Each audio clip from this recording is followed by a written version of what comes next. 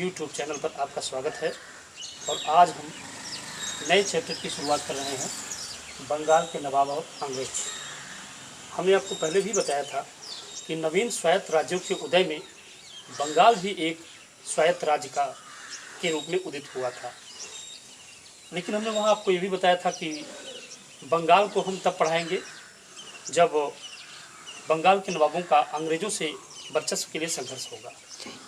तो अब हम उस नवीन स्वायत्त राज्यों के उदय में बंगाल को भी बताते चलेंगे और उसके बाद आपका वो चैप्टर भी समझिए पूरा हो जाएगा और इसमें अंग्रेज़ों का उनसे संघर्ष भी इसी में बता देंगे, एक ही में।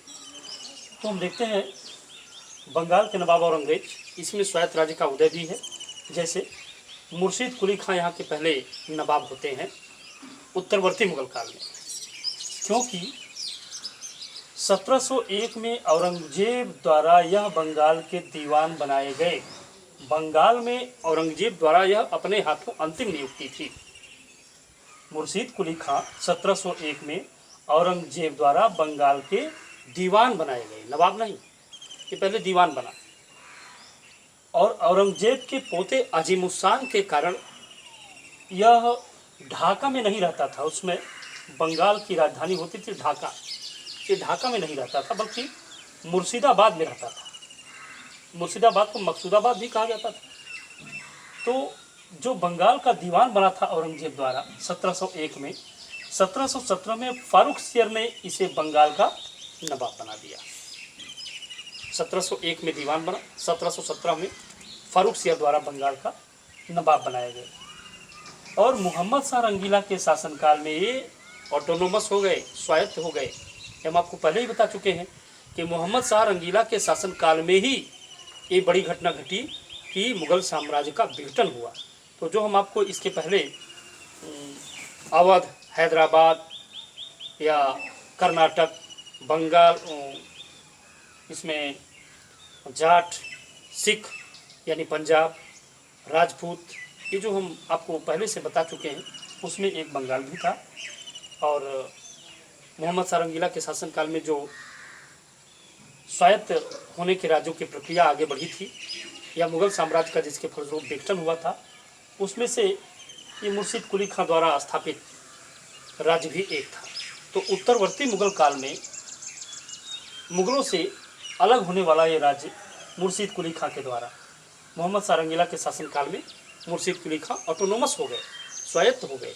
हालांकि इन्होंने अपने स्वायत्त होने की या आज़ाद होने की घोषणा नहीं की। ये लगातार दिल्ली पहुंचकर मुग़ल बादशाह को नज़र भेंट करना, उनका अभिवादन करना, ये सब कार्य किया करते थे।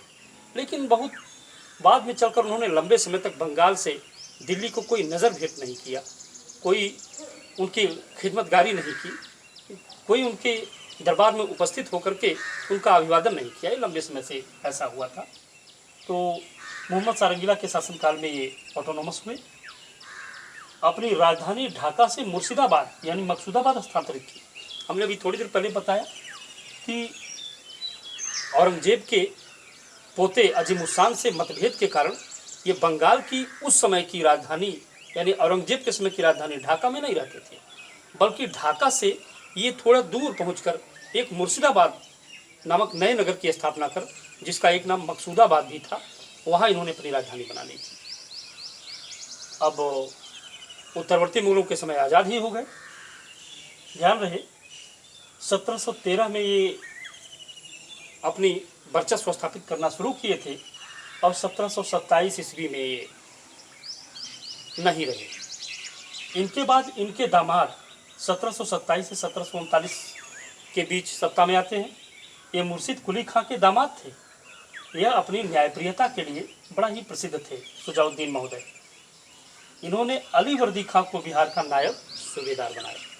यानी मुर्शीद कुली खां के बाद आते हैं सुजाउद्दीन 1727-1739 के बीच सत्ता में रहते हैं। और इन्होंने मुर्शीद कुली खां को, ये मुर्शीद कुली खां के दामाद थे और इन्होंने अपनी ख्याति एक न्यायप्रिय नवाब के रूप में हासिल की थी। इसी नवाब ने अली वर्दी खां को बिहार का नायब सूबेदार बनाया था। 1739 में सुजाउद्दीन की मृत्यु के बाद उनके पुत्र सरफराज खां सत्ता में आए सरफराज खां का शासन महज 1 वर्ष रहा, क्योंकि 1739 से 40 के बीच ही वे नवाब रहे बंगाल के। और जिन्हें इनके पिता ने अलीवर्दी खां को बिहार का जो सूबेदार बनाया था, अलीवर्दी खां ने सरफराज खां को गिरिया के युद्ध में परास्त कर उनकी हत्या कर दी। बंगाल में गिरिया एक स्थान है, वहीं पर युद्ध में परास्त किया सरफराज को और उनकी हत्या कर दी। इसके अगले क्रम में सरफराज को परास्त करने के बाद बंगाल की सत्ता अलीवर्दी खां स्वयं ले लेता है, यानी बंगाल का नवाब बन जाता है। अलीवर्दी खां की 3 पुत्रियां ही थी। बड़ी पुत्री ढाका के नवाब से ब्याही थी, मझली पुत्री पूर्णिया के नवाब से ब्याही थी। उस मझली पुत्री का पुत्र था शौकत जंग, और सबसे छोटी पुत्री का विवाह पटना में हुआ था, और उसी पुत्री से जन्म लिया था सिराजुद्दौला ने। ये अलीवर्दी खां की 3 पुत्रियां ही थीं। इन्होंने यूरोपियों की तुलना मधुमक्खियों से किया था। इन्होंने कहा था कि यूरोपीय कंपनियां या यूरोपीय व्यापारी मधुमक्खियों के समान हैं, अगर इन्हें छेड़ा न जाए तो ये शहद देंगी, यदि इन्हें छेड़ा गया तो ये काट काट कर मार डालेंगी। ऐसा अलीवर्दी खां ने कहा था यूरोपीय कंपनियों के बारे में। और 1740 के से 1756 के बीच ये सत्ता में रहे। 1756 में अपनी मृत्यु से पहले इन्होंने अपने नाती और सबसे छोटी बेटी के बेटे, यानी पटना के नवाब के बेटे सिराजुद्दौला को अपना उत्तराधिकारी बनाया। सिराजुद्दौला 1756 से 57 मात्र 1 वर्ष के लिए सत्ता में रहे, कारण सिराजुद्दौला के सत्ता में स्थापित होते ही उनके अपने ही सगे संबंधी उनके विरोधी हो गए। ये क्योंकि अलीवर्दी खां की ये सबसे छोटे बेटी के बेटे थे, नाती थे, तो बंगाल की गद्दी प्राप्त करने पर नवाब की मौसी घसीटी बेगम इनकी विरोधी हो गई। अभी हमने थोड़ी देर पहले बताया कि मौसी घसीटी बेगम ढाका के नवाब की बेगम थी। घसीटी बेगम इनकी विरोधी हो गई, जो कि मौसी ही थी। इनके मौसेरे भाई यानी पूर्णिया के नवाब शौकत जंग भी इनके विरोधी हो गए। पूर्णिया के नवाब के बाद सेनापति मीर जाफर भी, जो कि इनके बहनोई थे, वो भी इनके विरोधी हो गए। बंगाल के धनी सेठों में अमीन चंद का नाम फतेह चंद के रूप में आता है, और जगत सेठ, ये लोग भी किसी समय नवाब द्वारा अपमानित हुए थे। ये लोग भी नवाब के विरोधी हो गए। सबसे प्रमुख विरोधी, यद्यपि ये सब विरोधी तो थे ही उनके सगे संबंधी, इनमें सबसे प्रबल विरोधी जो थे वे अंग्रेज थे। अंग्रेज हम आपको संभवतः पहले बता चुके हैं, जब हम आपको अंग्रेज चैप्टर पढ़ाए होंगे यूरोपीय कंपनियों के भारत आगमन में, कि अंग्रेज पहली बार बंगाल में एक कंपनी के रूप में स्थापित हुए थे 1651 में। 1651 में वे शाहजहां के पुत्री के इलाज के लिए, जब गैब्रियल ब्रफ्टन नाम का एक डॉक्टर उस पुत्री के सफल इलाज को करने में सफल होते हैं, तो शाहजहां ने आदेश दिया कि आप बंगाल में व्यापार कर सकते हैं। इस प्रकार ये बंगाल में पहली बार ये लोग स्थापित हुए थे। और ब्रिजमैन के नेतृत्व में 1651 में पहली फैक्ट्री बंगाल में हुगली नदी के किनारे इन लोगों ने लगाई थी। ये हम पहले आपको बता चुके हैं। फिर आगे चल कर के 1717 में फारुखसियर ने इन्हें एक तरह से दस्तक ही दे दिया। तो दस्तक दे देने के बाद ये लोग वहाँ और प्रबल हो गए, और दस्तक पा करके ये इतने मजबूत हो गए, इतने धनवान व्यापारी हो गए कि अब यह राजाज्ञा का भी कहीं न कहीं उल्लंघन करने लगे, क्योंकि इनके मन में साम्राज्य विस्तार या साम्राज्य स्थापना का विचार तो चल ही रहा था। इसलिए अंग्रेज बंगाल के नवाब के सबसे बड़े विरोधी हुए। उसका सबसे बड़ा कारण क्या था? कारण था अंग्रेज बिना इजाज़त फोर्ट विलियम की किलेबंदी कर रहे थे। तो जाहिर है नवाब अपने राज्य में किसी अन्य शक्ति को राजा के रूप में स्थापित तो नहीं होने देगा। भारत में बहुत से उद्योगपति हैं जो बड़ी बड़ी सेनाएं पुलिस रख सकते हैं। क्या सरकार उन्हें इसकी इजाज़त देती है? नहीं।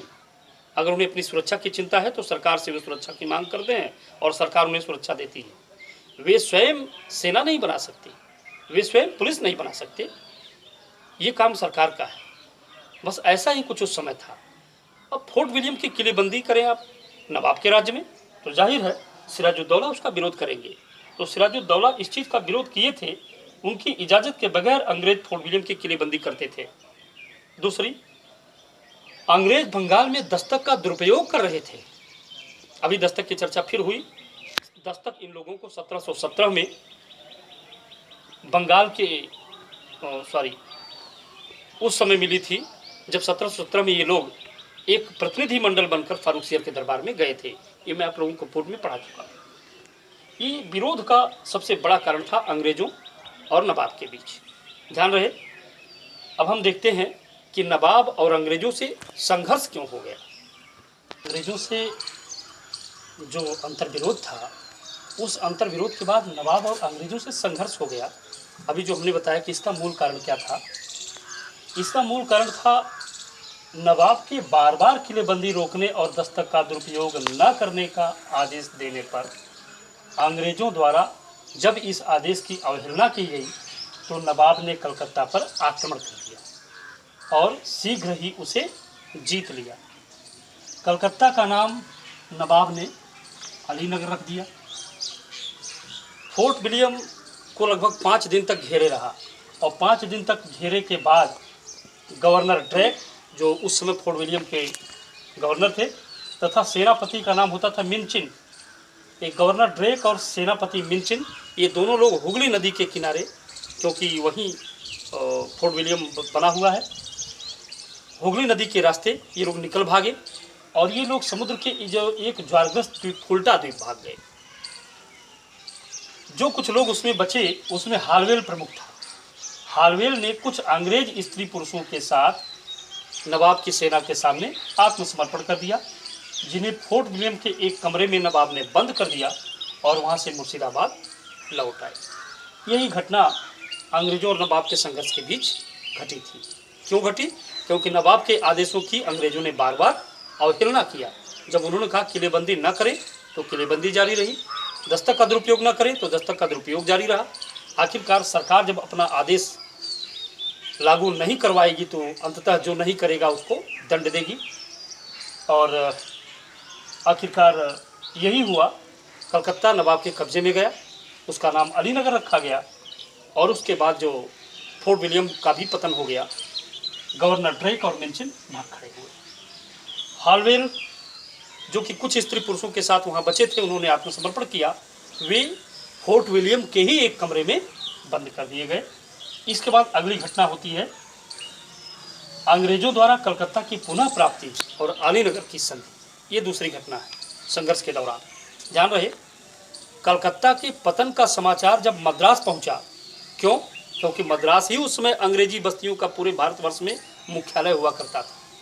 तो कलकत्ता के पतन का संदेश जब मद्रास पहुंचा तो मद्रास प्रेसिडेंसी के गवर्नर ने कर्नल क्लाइव और जल सेनापति वाटसन को कलकत्ता को पुनः प्राप्त करने के लिए भेजा। हम आपको पहले बता चुके हैं, कर्नल क्लाइव द्वितीय कर्नाटक युद्ध में प्रसिद्ध हो चुके थे, जब उन्होंने आरकाट का घेरा बनाया और डुप्ले उस घेरे को तोड़ नहीं पाए। उसी समय एक क्लर्क क्लाइव जो आए थे क्लर्क बनकर, कर्नल बन गए, सेना के बड़े अधिकारी बन गए और इनसे कहा गया कि आप कलकत्ता को पुनः अपने अधिकार में लें। तो वाटसन और कर्नल क्लाइव, इन दोनों लोगों ने नवाब पर दबाव बनाते हुए बजबत बंदरगाह पर पहले अधिकार कर लिया। कलकत्ता का एक बंदरगाह बजबत, इस बजबत बंदरगाह पर अधिकार कर लिया, जिससे नवाब डर गया। साथ ही साथ एक चीज़ और भी बताया जाता है, कलकत्ते के भी अधिकांश भाग को उसने, कलकत्ते के एक धनी व्यापारी जिसे अभी थोड़ी देर पहले हमने बताया, अमीन चंद, उसके बाद जगत सेठ इत्यादि, तो अमीन चंद को कुछ घूस देकर कलकत्ते के भी कुछ भाग पर इन लोगों ने, क्लाइव इत्यादि ने अधिकार कर लिया था। इससे नवाब डर गया। अंततः नवाब और अंग्रेजों के बीच हुई अलीनगर की संधि। अभी हमने बताया ये अलीनगर क्या है, वही कलकत्ता जिसे जीतकर नवाब ने उसका नाम अलीनगर रखा था। तो अलीनगर की 1756 में संधि हुई। अलीनगर की इस संधि में क्लाइव और वाटसन ने जो जो शर्तें नवाब के सामने रखी, उस सब चीज़ों को नवाब ने मान लिया। फोर्ट विलियम वापस हो गया, कलकत्ता वापस हो गया, अंग्रेज़ों के कलकत्ता में चलने वाले सिक्के जारी होने फिर से चलने लगे। तमाम फ्रांसीसियों को इस अंग्रेज़ों के कहने पर नवाब ने निकाल दिया। ये सारी संधि अलीनगर के तहत हुई। अंग्रेज उसी समय समझ गए थे कि सिराजुद्दौला बहुत कमज़ोर है, ये उसी समय समझ गए। इस दौरान एक और घटना घटती है, वो है ब्लैक होल घटना या ब्लैक होल ट्रेजेडी। यह 20-21 जून 1756 को घटित हुई थी। यहाँ भ्रम में मत होइएगा। 20 जून को ये लोग बंद किए गए कोठरी में, 21 जून के इन लोगों को बाहर निकाला गया। ब्लैक होल घटना को मनगढ़ंत घटना के रूप में गढ़ने वाले यही हालवेल जो बच गए थे ड्रेक और मिंचिन के भागने के बाद, उसी हालवेल ने क्लाइव से ये मनगढ़ंत कहानी गढ़ी थी। उसने बताया कि नवाब ने कलकत्ता को जीत लेने के बाद, फोर्ट विलियम को जीत लेने के बाद, हम 146 अंग्रेज स्त्री पुरुषों को एक धूप अंधेरे कमरे में बंद कर दिया, और अगले दिन जब दरवाज़ा खोला गया तो उस 146 में से 123 लोग बचे थे और 123 लोगों की मृत्यु हो गई थी और 23 लोग केवल बचे थे। 146 में 123 मरे, ऐसा ब्लैक होल घटना का मनगढ़ंत कहानीकार हॉलवेल कहता है। ये घटना बाद के शोधों में सिद्ध नहीं हुई। कमरा ही इतना छोटा है कि उसमें 123 लोग नहीं भरे जा सकते, 146 लोग नहीं भरे जा सकते, लेकिन हॉलवेल कहता है क्लाइव से कि 146 लोग इसमें अंग्रेज स्त्री पुरुषों के रूप में आत्मसमर्पण किए थे नवाब की सेना के सामने। उसमें से अगले दिन उमस से, गर्मी से और दम घुटने से 123 लोग मर गए, 23 लोग बचे। हॉलवेल ने बचे 23 लोगों में स्वयं को भी एक बताया। इससे ऐसा कहा जाता है कि प्लासी के युद्ध का यह भी एक बहुत बड़ा कारण था। क्लाइव ने उस समय मन ही मन प्रतिज्ञा की कि नवाब से बदला लिया जाएगा। ये ब्लैक होल घटना की जो मनगढ़ंत कहानी है, यह भी प्लासी के युद्ध का एक बड़ा कारण था। यदि प्लासी के युद्ध के और भी कारण थे, लेकिन ये भी एक बड़ा कारण बताया जाता है जो घटित हुआ 20-21 जून 1756 को, और ये घटना क्लाइव से हॉलवेल ने कही थी। इसके बाद क्लाइव बंगाल के बागियों, बगावतियों, नवाब के विरोधियों से मिलना शुरू किया ताकि नवाब सिराजुद्दौला को दंडित किया जा सके, और उन लोगों से मुलाकात कर लेने के बाद आगे आता है फिर प्लासी का युद्ध 1757। तो अब हम लोग प्लासी के युद्ध की पृष्ठभूमि देख लेते हैं। अब हम इस क्रम में देखते हैं कि नवाब के विरुद्ध षड्यंत्र कैसे हुए। हॉलवेल की इस ब्लैक होल घटना को बताने के बाद क्लाइव ने अब यह विचार करना शुरू किया कि बंगाल के नवाब सिराजुद्दौला की जगह पर कोई एक कठपुतली शासक नियुक्त किया जाना चाहिए। इसी कारण से उसने अब नवाब के विरुद्ध षड्यंत्र रचना शुरू किया। इस षड्यंत्र रचने में उसने नवाब के विरोधियों से मुलाकात शुरू की, और नवाब के विरोधियों से मुलाकात करने में अहम कड़ी साबित हुए सेठ अमीन चंद। ये इसमें प्रमुख कड़ी थे। इन्होंने नवाब के विरोधियों से मुलाकात करवाई, जैसे मीर जाफर, घसीटी बेगम, राय दुर्लभ या और तमाम ऐसे लोग इसमें जो शामिल थे, उन लोगों से क्लाइव से मुलाकात इसने करवाई।